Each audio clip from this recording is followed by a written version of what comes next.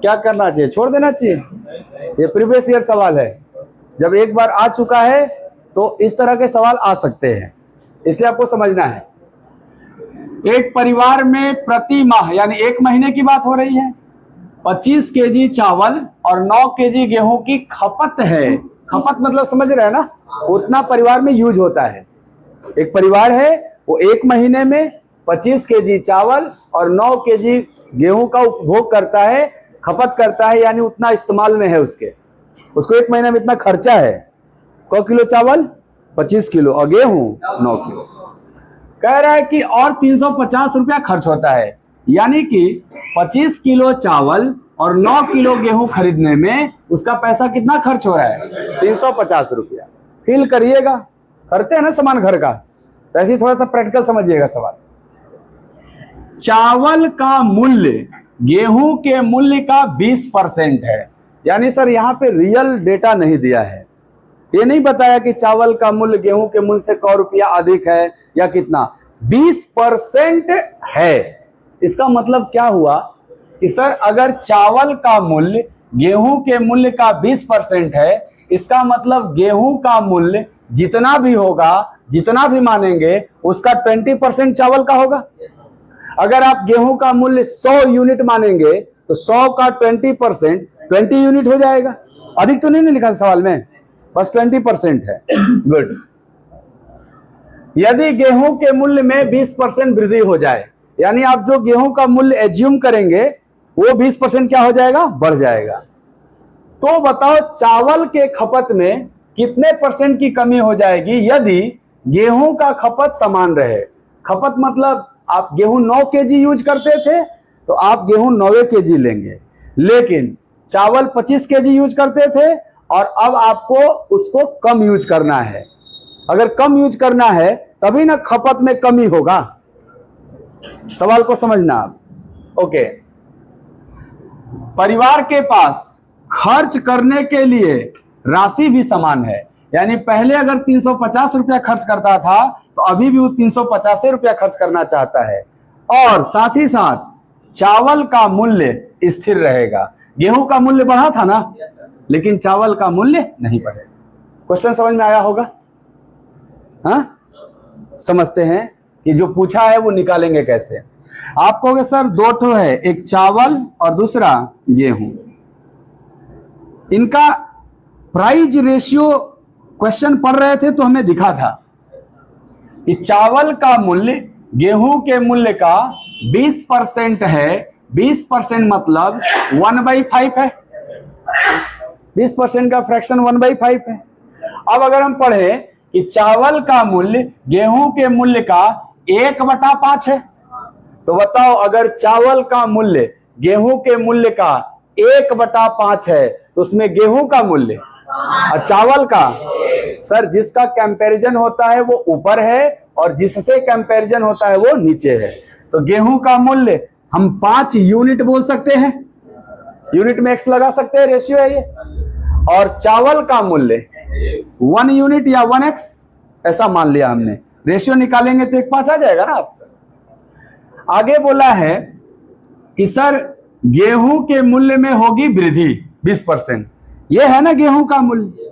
अगर ये बढ़ेगा तो क्या नया मूल्य अब चेंज हो जाएगा? सर नया मूल्य गेहूं का बताओ 5x को 20% बढ़ाना है ना, यानी 20% मतलब 1/5 बढ़ाना है, तो 5 का 1/5 1 होगा। क्या ये 6x हो जाएगा? जब हम 5x को 20% बढ़ाते हैं तो वो 6x हो जाता है ना, बोलिएगा। चावल का मूल्य स्थिर रखना है, यानी जितना पहले रहा होगा उतना ही रखना है। तो 1x नहीं, ये 1x तब है जब ये 5x है, और जब ये 6x है तो ये क्या, हमें कैसे पता? जैसे कहने का मतलब चावल का मूल्य 100 रुपया किलो है तो अभी भी 100 रुपया किलो रहेगा, ये कहने का मतलब। हाँ, रेशियो में तो चेंज हो सकता है वो। जैसे चावल का मूल्य स्थिर रखना है तो यानी पहले जो रुपया किलो होगा तब रुपया किलो ना होगा, कि जो यूनिट होगा तभी यूनिट होगा। बताइए सर, यूनिट हम कैसे बता पाएंगे? यूनिट तो दोनों में कंपैरिजन करके बताया जाता है, तो हम रुपया में ना समान रखेंगे, स्थिर रखेंगे। आइए रुपया निकाल लेते हैं। चावल के 1 किलो का दाम पहले कितना माना? अब क किलो खरीदते थे, तो क्या चावल पे खर्चा 25x था? चावल के 1 केजी का दाम 1x, कितना केजी लेते थे तो कितना हो जाएगा? 25x। गेहूं के 1 किलो का दाम क किलो लेते थे तो कितना खर्चा आएगा? गुड। क्या चावल का खर्च और गेहूं का खर्च मिला के हम 350 रुपया खर्च करते थे? यहां से जो हमने मल्टीप्लायर x माना है वो निकल जाएगा आपका। कितना? 25 45 70x बराबर 350, तो x बराबर यानी सर 5 रुपया पर केजी वैल्यू आ गया x। ये सब 1 किलो का ना दाम था।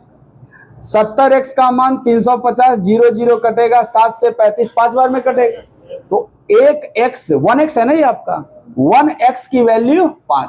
देखो हम गेहूं का रियल रेट भी देख लिए। अगर 1x का वैल्यू 5 रुपया पर केजी तो 5x का, यानी गेहूं पहले कैसे था? 25 रुपया केजी। चावल पहले कैसे था? 5 रुपया पर केजी। गेहूं अब कैसे है? x का मान 5 तो 6x का मान 30, यानी गेहूं अब 30 रुपया केजी मिलेगा। सर 25 रुपया वाले को 20% बढ़ाएंगे तो 30 रुपया ना हो जाएगा? कह रहा है क्या कि देखो यहां बोला था ना समान रखना खर्चा, ध्यान से बताना जरा। गेहूं 1 किलो मिलेगा 30 रुपया में, और मेरे पास खरीदने के लिए समान राशि यानी 350 रुपया है। हम गेहूं क केजी खरीदना चाहते हैं। किसी का खपत या चावल का खपत चेंज करना है, यानी गेहूं सेम खरीदना चाहते हैं, 9 किलो गेहूं खरीदना चाहते हैं, और गेहूं का रेट क्या हो चुका है? अगर 30 रुपया पर किलो गेहूं के हिसाब से 9 किलो गेहूं खरीदे तो खर्चा कितना होगा? 200। मेरे पास है कितना? 350 में तो 270 मेरा खर्चा हो गया गेहूं खरीदने में। बचा कितना? क्या उसी का हम चावल खरीदेंगे? और चावल का भाव क्या है? और रुपया मेरे पास कितना बचा है? 80 रुपया में 5 रुपया के हिसाब से क किलो चावल मिलेगा? 16 किलो मिलेगा। पहले कितना मिलता था, अब कितना मिला? कमी आया कि नहीं आया? कितने केजी का? कितने पे? 9 का कमी 25 पे 36% होता है, इसलिए खपत में कमी कितना हो जाएगा? 36% हो जाएगा। आगे क्या लिखोगे? देखो आप कहोगे सर मेरे पास जो 350 रुपया है इसमें से गेहूं खरीद लिए 30 गुणे 9, 270 रुपया का गेहूं खरीद लिए, तो क्या मेरे पास केवल 80 रुपया बचा? इस 80 रुपया में चावल का मूल्य स्थिर रखना था ना, यानी चावल का मूल्य क्या था? 5 रुपया केजी। तो 80 रुपया से 5 रुपया पर केजी वाला खरीदने जाएंगे, क्या मुझे 16 केजी मिलेगा? तो बताओ पहले चावल कितना मिलता था? 25 केजी। अब कितना कमी आ गया कि नहीं? कितना केजी का कमी आया? कितने पे? और परसेंट के लिए इंटू 100, तो आंसर होगा 36%। उम्मीद है समझ में आया होगा सबको। क्या बात है। करते देखिएगा, इलेक्शन का सवाल है ये। कह रहे हैं चुनाव में केवल 2 उम्मीदवार ने चुनाव लड़ा। इसका तो मतलब समझ में आ गया होगा, 2 कैंडिडेट है चुनाव लड़ रहा है, जिसमें 20% मतदाता ने वोट नहीं दिए। इसका मतलब समझे? जैसे जहां से उनको वोट लेना था तो 100% टोटल वोटर थे, उसमें से 20% सुतले रह गए घर में, वोटे नहीं देने आए। तो क्या इस चुनाव में केवल 80% वोटिंग हुआ? 20% मतदाता ने अपना वोट नहीं दिया, इसका मतलब 80% ही मतदान हुआ। ठीक है। और 120 वोट अवैध घोषित किए गए, यानी जो 80% मतदान हुआ जब उसकी काउंटिंग हुई होगी तो उसमें से देखा गया कि 180 वोट इनवैलिड है, अवैध हो गया। कोई भी कारण रहा होगा अवैध का। तो बताओ वोटिंग कितना हुआ? देखो वो कह रहा है नोटा है। हाँ ये नोटा अवैध नहीं होता है। नोटा अवैध वोट होता है। किस दोनों कैंडिडेट में हम किसी को नहीं पसंद करते हैं, परंतु हमारा वोट तो काउंट होगा। ये 120 अवैध का मतलब है कि ये काउंटिंग में नहीं आएगा। किसी न किसी कारण, हाँ फर्जी, या हमारे गांव में भोकस वोट बोला जाता है, बोला जाए ना, तो उसमें ईवीएम नहीं रहा होगा। सवाल जब बंदा होगा, मोहर मारना होता होगा, बैलेट पेपर मारना था, एकदम यहाँ मार दिया आउट ऑफ बाउंड्री, उन्हें मार दिया, इनवैलिड नहीं हो जाएगा वोट। उस तरह का 120 वो हो गया। आगे समझ में? अब नोटा नहीं बोलोगे ना, नोटा की काउंटिंग होती है और देखा जाता है 100% लोग नोटा पे, हाँ बेसी होगा तो काम खत्म। बहुत अच्छा, यहां तक समझ में आ गया होगा सवाल। अच्छा, यहां तक जब पढ़ लिए, हम आपसे पूछना चाहते हैं वैलिड वोट कितना है। अवैध मत बता दिए, आप हमें बताइए वैध मत कितना है। 80% तो मतदान हुआ था। हाँ, टोटल वोट का 80% माइनस 120 ही वैध मत है, वैलिड वोट है, जिसकी काउंटिंग होगी। चलिए बढ़िया। अब काउंटिंग जब हो रहा है तो क्या है, विजयी उम्मीदवार, विजयी मतलब जीतने वाला कैंडिडेट ना, दो में एगो जीत रहा है एगो हार रहा है, तो विजयी उम्मीदवार ने मतदाता सूची में 100% वोट था, 100% ना, जो वोटर लिस्ट था उसमें तो टोटल मतदाता थे, तो वो मतदाता सूची में कुल मतदाताओं के, कुल तो 100% के 41% वोट हासिल किए। यानी जो टोटल था उसका 41% किसको मिला? जीतने वाले को। अच्छा, अगर जीतने वाले को 41% मिला तो हारने वाले को कितना? 39%। आप कहोगे सर देखो, जो काउंटिंग हो रहा था ना, उसी में से ना हारने वाले और जीतने वाले को मिलेगा। आज जीतने वाले को बता दिया 41% मिल गया, तो हारने वाले को क्या मिला होगा? 100 माइनस 41 कि 80% माइनस 120 में से 41 घटाएंगे। यहां पे ना जीतने वाले कैंडिडेट के वोट जो मिले हैं ना, वो मिले तो है वैध मत में से, लेकिन उसको बताने का लैंग्वेज इस्तेमाल किया है मतदाता सूची का 41%। अब वो कितना है हमें नहीं पता, लेकिन अगर परसेंटेज निकालेंगे टोटल का तो वो 41% आया है। तो बताइए, जिस वोट में से दोनों को देना था वो वोट 80% माइनस 120 था, वैध मत में ना दोनों को मिलेगा। अगर 80% माइनस 120 में से एक को 41% मिल गया तो दूसरा को क्या परसेंट मिला होगा? 39% माइनस 120, तबे ना दोनों को जोड़ेंगे तो 80% माइनस 120 होगा। तो जीतने वाले को 41, तो हारने वाले को 39 माइनस 120। गुड। कह रहा है कि 200 वोट से जीत गया, अधिक प्राप्त किया, मतलब क्या? जीतने वाले के पास हारने वाले से 200 एक्स्ट्रा वोट है। जीतने वाले के पास कितना था हो? हारने वाले के पास ये था कि नहीं? तो अगर हमको ये पता करना है कि जीतने वाला हारने वाला से कितना ज्यादा पाया, तो घटा के ही ना पता चलेगा। और कितना ज्यादा पाया? क्या बराबर 200 लिख सकते हैं? सॉल्व करते हैं थोड़ा। 41 में से 39 गया और माइनस माइनस और उधर 200, ये प्लस उधर जाके घट जाएगा, तो 2% का वैल्यू, तो 1% का, 2% का 80, तो 1% का, अगर 1% का 40 आ गया तो क्या मतदाता सूची में कितने थे? आराम से निकल जाएगा। कैलकुलेशन सही है ना सब? 1% का वैल्यू है 40 वोटर, 40 मतदाता, तो मतदाता सूची तो 100% ना, इसका मतलब 4000 वोटर थे क्या? खैर बाद में देखेंगे पूछ क्या रहा है। पराजित उम्मीदवार के वोट, पराजित उम्मीदवार का वोट ये है क्या? ये तो जीतने वाले का वोट था।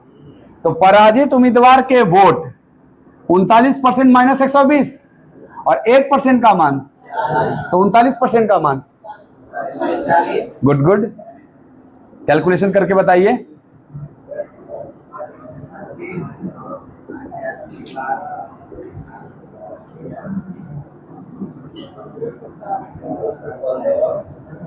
एक 120 घटाइए। तो क्या पराजित उम्मीदवार को 1440 वोट मिला होगा? किससे? दिए गए कुल वोटों का कितना परसेंट है? दिया गया कुल वोट 100% था कि 80%? सर 20% तो देने ही नहीं आया था, तो दिया गया कुल वोट 80%। तो बताओ 80% का मान हो जाएगा ना? तो बोल रहा है जो हारने वाला कैंडिडेट है वो दिए गए वोट का क परसेंट पाया। लैंग्वेज यही नहीं कर रहा है जी, दिए गए कुल वोट का कितना परसेंट है। ये जो 1440 है ना, ये निकालना है किसका? 3200 का क परसेंट है। ऐसे नहीं निकाला जाएगा। काटिए साहब, 2 जीरो खत्म हो गया। 32 से 45 बार में जाता हो तो आंसर हमारा क्या हो जाएगा? 45%। ये होगा ना? बोलता कुल वोट का क परसेंट। मतदाता, यहां दिए गए कुल वोट के जगह लिखता मतदाता सूची का क परसेंट। तब तो आप पूरे 4000 पे निकालते इसको, और 4000 पे निकालते तो सर 4 से जाएगा 36 बार में हो, 36 चौके 144, तो उस समय 36% हो जाएगा। तो खैर आपको सवाल समझ में आया इलेक्शन का? उड़ गया। समझते हैं थोड़ा क्या है। कह रहे 2 उम्मीदवारों के बीच एक चुनाव में पराजित उम्मीदवार ने डाले गए वैध मतों का 42% पाया है। सर वैध मत कितना है हमको अभी नहीं पता। जैसे टोटल वोट 100% होता है, उसमें से अवैध हटा देते हैं तब ना वैध मत होता है। तो उस वैध मत का ये 42% पाया है। कौन आदमी? हारने वाला। और इतना मतों से चुनाव हार गया। अगर इतने मतों से चुनाव हार गया, इसका मतलब जीतने वाले और हारने वाले के बीच का वो अंतर है। तो सर हारने वाले को कब परसेंट मिला अभी तो हमको नहीं ना पता है। गुड। यदि इतना मतों को अवैध घोषित कर दिया गया, चलो ये मिल गया, यानी टोटल वोट में से ये भी हटाना होगा हमको, और 30% लोगों ने अपना मत नहीं दिया। सर क्वेश्चन तो ये वही है, लेकिन ऑर्डर ऊपर नीचे लिखा है। यानी कैसे सॉल्व करेंगे ध्यान से देखना। जैसे टोटल वोट या कुल मत बोल रहे हैं हम इसको, कुल मत क्या मानते हैं? 100%, राइट? तो बताओ इस 100% में मतदान वोटिंग कितना हुआ? 70%। ये लिखा है 30% लोगों ने अपना मत नहीं डाला। तो आप कहोगे मतदान कितना हुआ? केवल 70%। एंड जो मतदान हुआ उसमें से कुछ वोट इनवैलिड भी हो गया है, दिया था ना कहीं। यस, ये इतने मत क्या हो गए हैं? अवैध। तो अगर हम 70% में से ये अवैध मत 365500 अगर घटा दें तो क्या ये वैध मतों की संख्या होगी? और इसी वैध मत में से ना हारने और जीतने वाले को मिला हुआ है। तो बताइए हारने वाले को कितना मिला?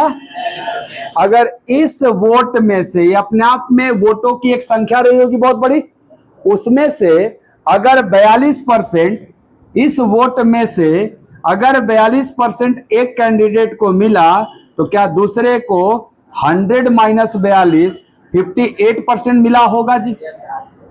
जैसे ये एक नंबर है ना, इस परसेंटेज का वैल्यू नहीं जानते हो तो कुछ न कुछ इसका वैल्यू होगा, और इतना माइनस इतना एक वैल्यू बनेगा, संख्या बनेगा, और उस संख्या का कोई 42% ले लिया तो दूसरा तो 58% ही लेगा ना। बोलिए साहब, बताइए 58 से जितना कम है उतने से ना हारेगा। 58 से कितना कम है? यानी कि सर ये 16% से हार जाएगा। किसका 16%? इस वोट का ना। चलिए लिखता हूं, 70% माइनस 365500 का 16% से हारेगा। और रियल में कितना से हारा है? यही ना हारा है, हार गया। लिख देते हैं बराबर 25 45 800, काटना पीटना आंसर आ जाएगा। 16 से कटेगा लगभग में। देखते हैं हम लोग टारगेट क्या था निकालना, एक बार पढ़ लेते हैं। टारगेट क्या है साहब? मतदाताओं में से मत न डालने वाले लोगों की संख्या कितनी है? आप कहोगे सर क परसेंट नहीं डाला था? 30% ना, यानी सर टारगेट है 30% निकालना। अगर मैं यहां से 1% निकाल लूं तो 30% में निकल जाएगा। आइए 16% का मतलब 16/100, 100 इधर जाएगा, 2 जीरो बढ़ेगा और 16 भाग लगेगा और ये माइनस वाला जाके जुड़ जाएगा। तो आप कहेंगे 70% का जो मान बनेगा, 70% का मान क्या वो 25 45 800 गुणे 100 बटा में 16 प्लस 36 55 00 बनेगा 70% का मान। अच्छा, इस 7 अगर हटा दी तो 10% का मान निकल जाएगा। तो यहां 7 से भाग लग जाएगा, पूरे में नहीं लग जाएगा साहब, पूरे में 7 से भाग लग जाएगा। ये 10% का आया, लेकिन टारगेट तो 10% नहीं था ना, 30% था ना। तो क्या अगर 30% निकाल दूं ये तिगुना भी हो जाएगा? यानी सर ये कैलकुलेशन है, इसको कैलकुलेट करेंगे मेरा आंसर आ जाएगा। ये तो कर ही लेंगे ना, हो जाएगा ये। 16 से काटिएगा, कटेगा तो लगभग है, मैंने पूछा है लगभग में जोड़ दीजिएगा, 3/7 का गुणा कर दीजिएगा, तो हम जान रहे हैं ये आ जाएगा। आप कर लीजिएगा इसको, क्या नहीं हो जाएगा? कैलकुलेशन के एक्यूरेसी में थोड़े फंसना है, लगभग में पूछा है हमसे, कर लेते हैं। 256 रहता तो मजा आ जाता, नहीं मजा आ जाता। काट दे 16 बार में, चलिए काट दे। कौ गो? 4 गो जीरो, 3 गो 4 गो, और 16 पे 6 जीरो, ये जुड़ जाएगा, जोड़ दीजिए इसको। 16 पे 6 जीरो, हाई जोड़िए, 36 55 00, 36 55 00। यहाँ लगा दे का ऐसे ही खाली नहीं सी हो जाएगा ऐसे। गुणे 3/7 से काट लेते हैं पहले, आराम रहेगा थोड़ा। 7 दूनी 7 तिया 21, 23 तिया 69, 70 के नजदीक है कि नहीं? 23 तिया 69 तो नहीं पहुंच गए 70 है, कुल तो 60 80 50 न बनेगा, तो 69 70 के नजदीक है, ऐसे लगा लो।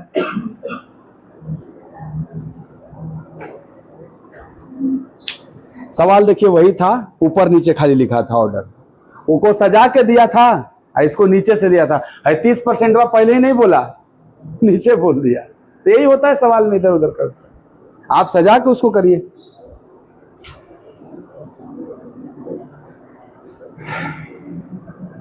इलेक्शन का सवाल कम समझ में आया क्या?